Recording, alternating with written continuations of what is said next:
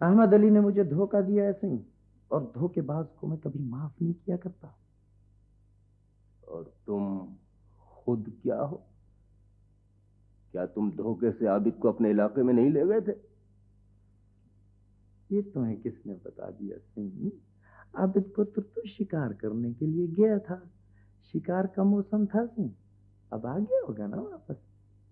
وہ صرف واپس ہی نہیں آیا سردار جہانگیر، بلکہ پولیس تک بھی پہنچ چکا ہے۔ اب تمہیں اپنے مظالم کی قیمت دینی پڑے گی، قانون تمہیں کبھی معاف نہیں کرے گا۔ کس بات کی قیمت سنگھ؟ کس بات کی قیمت؟ کسی پر الزام لگانے اور اس کو ثابت کرنے کے درمیان بڑا فاصلہ ہوتا ہے سنگھ۔ شہادتیں چاہیے ہوتی ہیں، ثبوت مہیا کرنے پڑتے ہیں نا۔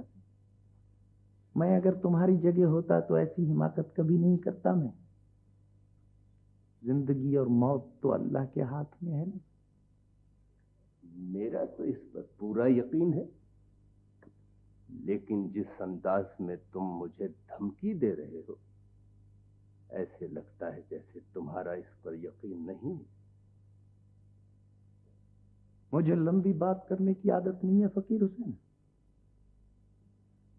احمد علی اگر میرا مطالبہ مان لیتا ہے نا تو میں اسے معاف کر سکتا ہوں، بھول جاؤں گا کہ کوئی بات ہوئی ہے۔ مگر ضدی طبیعت کے آدمی مجھے اچھے نہیں لگتے، زیادہ دیر رکتے نہیں ہیں وہ میرے راستے میں سے۔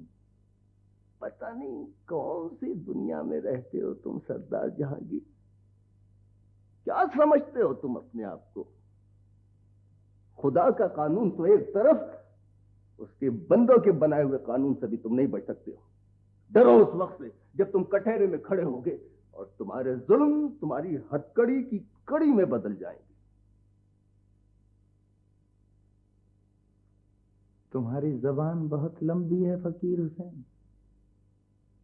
جس کی بیٹی جوان ہو نا سنگھ، اس کو دانتوں میں زبان دے کر گردن جھکا کر بات کرنی چاہیے۔ معلوم ہوتا ہے تمہاری کوئی بیٹی نہیں